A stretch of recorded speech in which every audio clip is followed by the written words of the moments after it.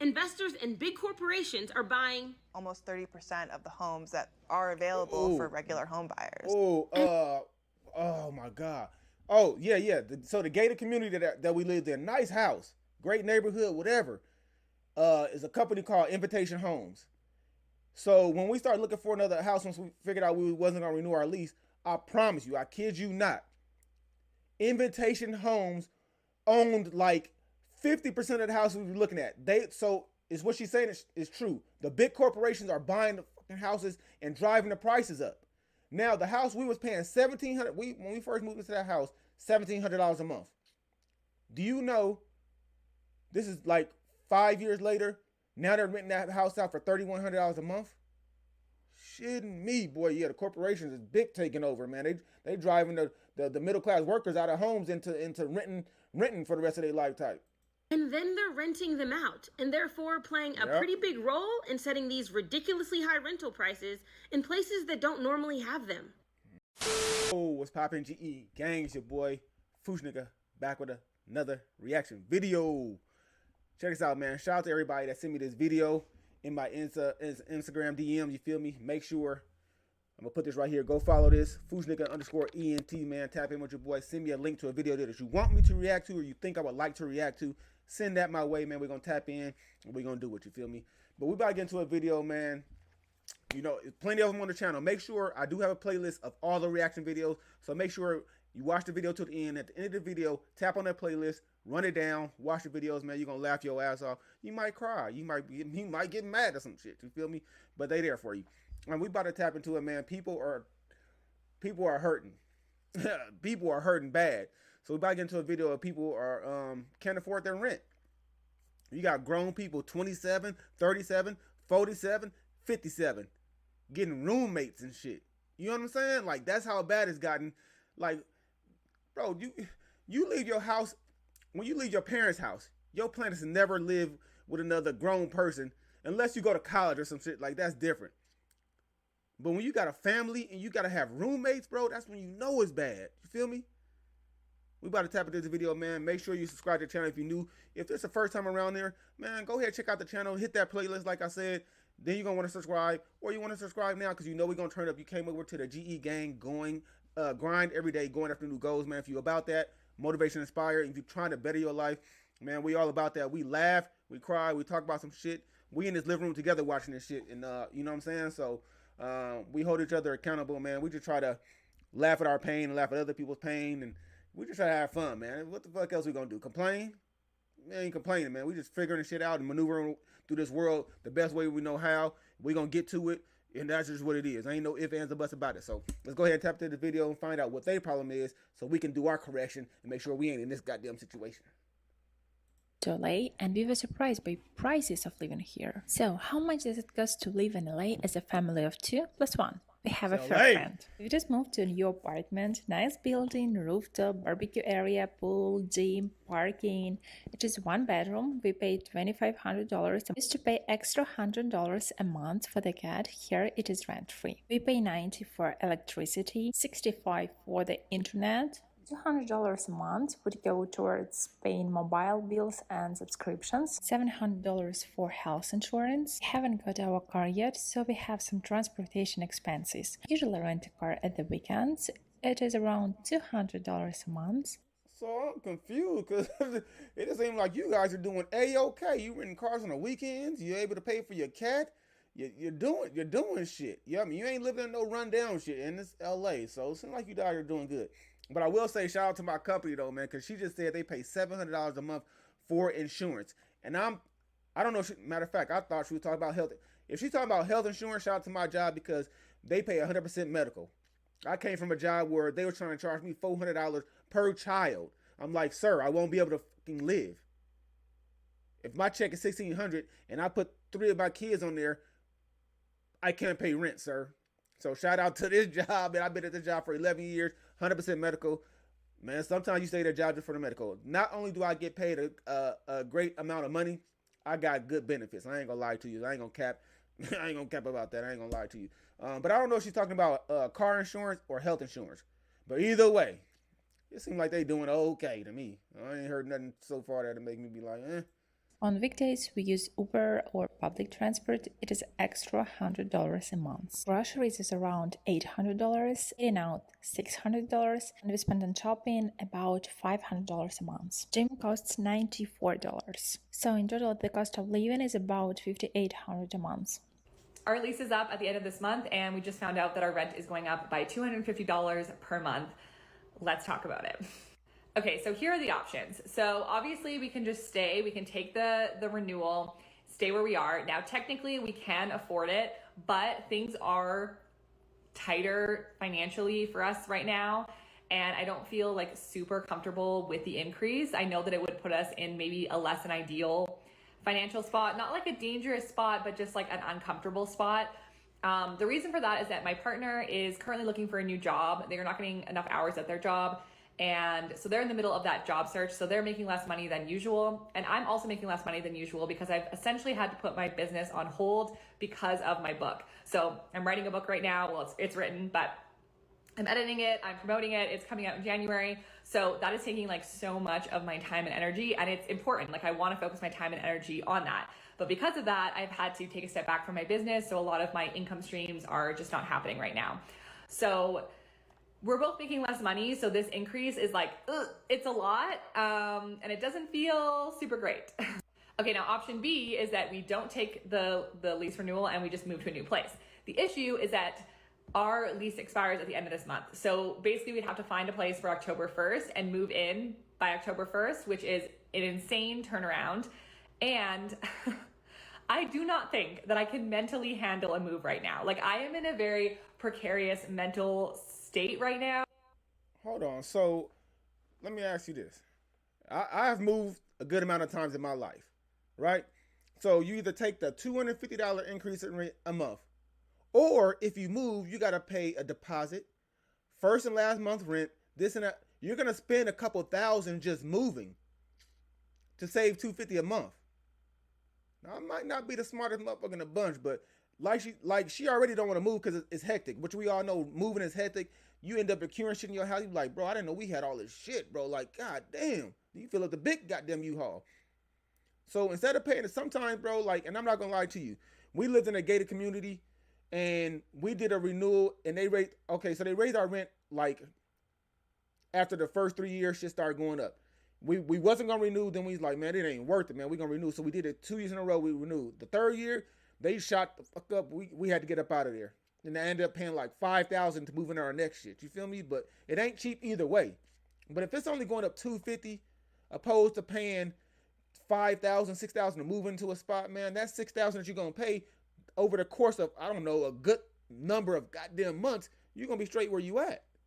And unless you about to go to a place where you're paying like $500 less a month or $1,000, bro, which I don't think is going to happen, but I don't know where you live. But yeah, it ain't cheap to move, bro. I ain't going to lie to you. I am very burnt out. I'm very stressed. I'm overwhelmed. There's just a lot going on. There's a lot on my plate right now. And I don't know if I could handle it. I also know that like I would be paying for the majority of the moving costs because my partner just isn't, like I said, they're looking for a job. They're not in a place to financially pay for those things. So that would be like an added, financial stress. And then it would also just be, it'd be really hard to find a place and then move in that time. Also, the rental market here is crazy. I know that it's very competitive and people are having a hard time finding a place. So there is a potential that we wouldn't find a place in time. And then I don't know where we would go or what would happen. Okay, another option is that we try to find a roommate. We do have another bedroom in the basement. That's like our guest bedroom.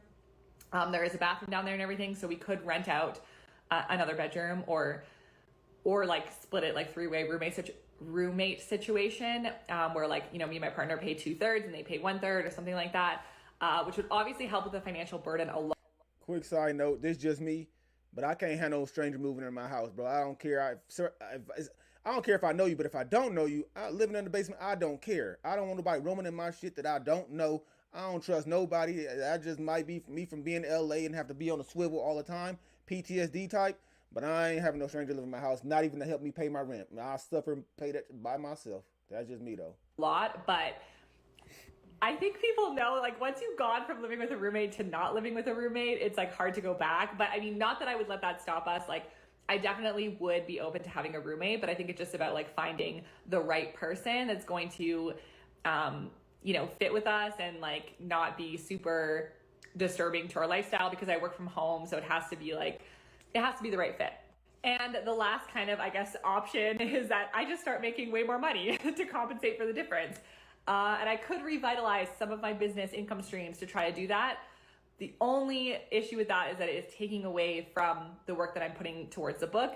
And the book has been what I've been working towards for the last 2+ years. And to kind of lose steam now and not really promote it and not really even sell the book would be a huge loss. So I have to be really careful with trying to put too much energy towards my business right now that will take away from the book. So anyways, that's where we're at. What are your thoughts? What do you think we should do? Should we take it? Should we find a new place, or should we find a roommate? Give me your thoughts. Man, you got a lot to say, My man. rent is going up $700 per fortnight, and yes, I have tried to negotiate.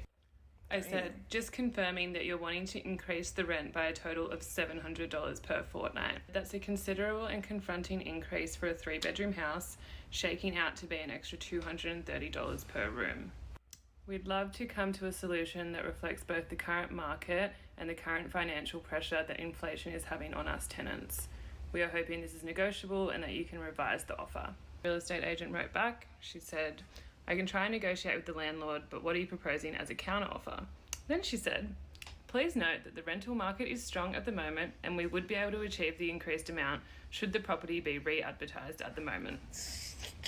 Kind of feels like a warning, no? Yeah, exactly. Don't ask her. I showed her another 3-bedroom property that I found online in Redfern.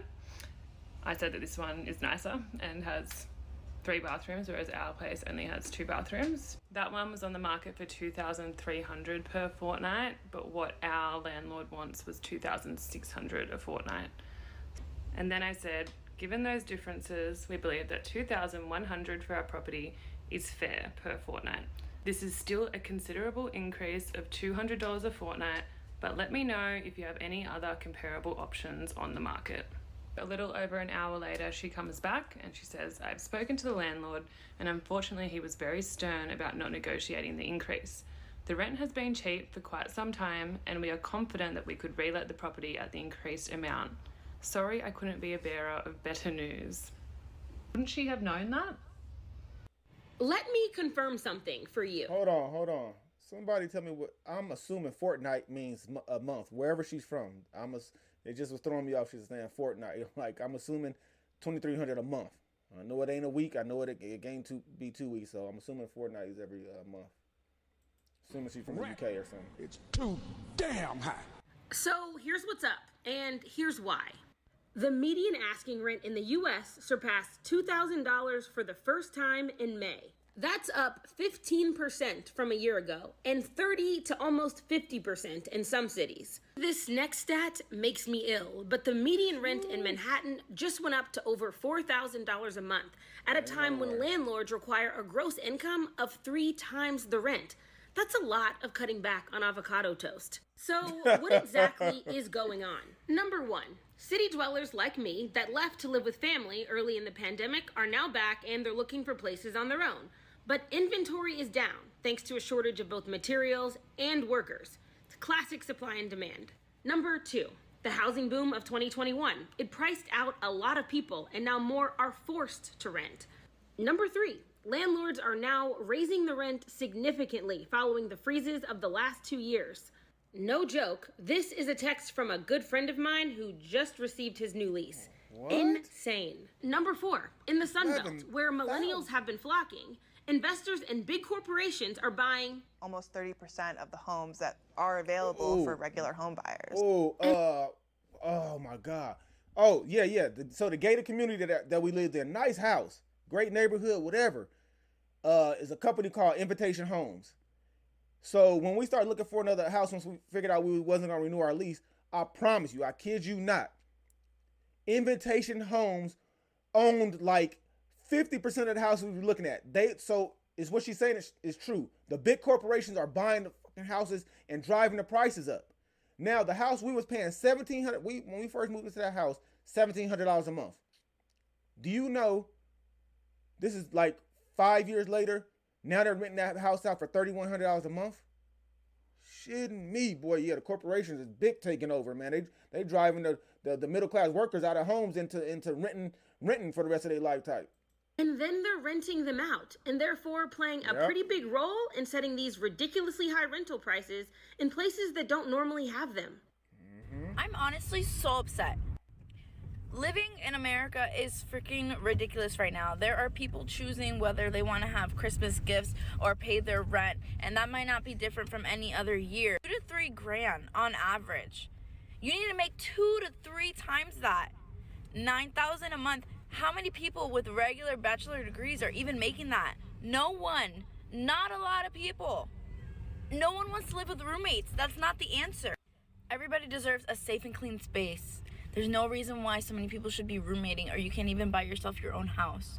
This is horrible. So I just got denied for an apartment. I have to move out of my beautiful, big ass, 2-bedroom apartment with a foyer and a separate kitchen and windows in every room. We're not gonna talk about it. Just got denied for an apartment because with me and my friend who are gonna be moving in together, her credit score is not high enough for us to qualify together, but my income is not high enough for me to qualify on my own. Although I have a 740 credit score, I have savings, and I make 30 times the rent. But because 30? I don't make 40 times the rent on my own, although we make more than 40 times the rent together, we don't qualify. We don't. What? I mean, 30 times the rent, and the motherfucker won't rent to you because they want 40 times. Bro, where the fuck did they come up with this? You got to make 3 times and 4 times the rent. Man, if I could do 4 times the rent, which I probably could, I'll just go get my own house. But then you get screwed because your credit score ain't where. But she's saying she got savings, she makes 30 times the rent, and she got a 740 credit score. Oh yeah, we're cooked. If you got the trifecta like that, you can't get no shit. We're cooked. I ain't gonna lie, bro, because that's what the fuck I'll be looking for. 740 or above, savings, and I make 30 times the rent. And you tell me I can't get approved for an apartment? Don't deserve to have a home according to New York City real estate. And I'm just like, I don't understand, because it's like, so credit is powerful enough to make you a poor applicant when it's not good, but it's not powerful enough to make you a good applicant when it's good? Seeing how much my NYC landlord raised my rent.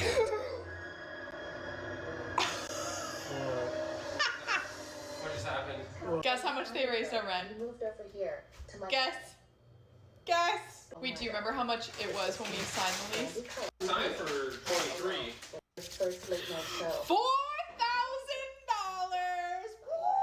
Why is she so damn happy? Y'all, so why I go to my leasing office today to renew my lease, and they was telling me how my rent is going to increase by like $600. They ain't updated not nary appliance. They ain't changed not nary window pane. I sure did walk my happy ass up in there to figure out what the hell is going on, because I could see if y'all maybe updated something, gave me some new shit. It's the same exact apartment I'll be living in. And y'all want like $600 more from me? I was born at night, but not last night. Y'all got me fucked up. And they're like, oh my gosh, we're so sorry. We don't know how that happened. Your rent's only gonna be increasing by about $40 a month. Oh, okay. Oh, okay, because I bet if I had not came in this leasing office, y'all wasn't gonna say shit. Y'all trifling and you wrong, you know it. I don't know if it's just me, but these apartments are sketchy as hell. So I had talked to my landlord yesterday, and I was telling her, hey, by the way, I had applied for an apartment, and it's not official that I got approved yet, so I still have to wait 2 weeks. And she was like, so today, she sent me over a vacant notice. And I'm over here thinking like, I hope she don't expect me to sign that right away. She goes and say, this has to be signed by the end of the day. Sorry, excuse me. I'm not signing anything until I get an approval. Why would I cover your ass to try to get this unit on the market and I don't have an official place to stay if I sign this? She was like, oh, you can retract the vacant notice and we can put it, we can kind of like void it. And I'm like, ma'am, there's not even a 50-50 chance that this place will still be open. So absolutely not. Landlords right now are making absolutely no sense. We are renting a one-bedroom apartment, and we originally signed our lease about 2 years ago for around $2,700 a month. A year later, our rent got increased by $50. Okay, no big deal.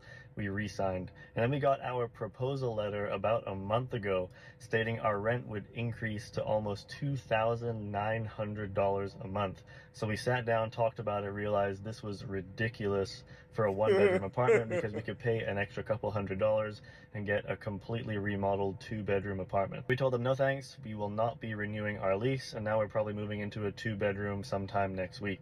So after we told them we will not be renewing for $2,900 a month, come down on the our price? exact same apartment is now on the market for almost $2,600, about $300 less. And What? landlords, once they have you living in their place, they realize that it's so much more convenient to just increase your rent because there's a likelihood you don't want to go through the trouble and move out to find a new place. But now, because they sent this proposal to us, they have to go through the trouble of finding a new tenant, and because they realize $2,900 is absolutely ridiculous for a one-bedroom, they have dropped the price to $2,600. This is one of the huge reasons inflation has been going up. Rent is a large factor when it comes to the cost of living, and landlords often just increase the rent because they know it's more convenient. And before you comment you're a realtor, you're selling houses, and you're renting a place, yes, we have talked about it multiple times. We are saving up for a single family home with a large piece of land,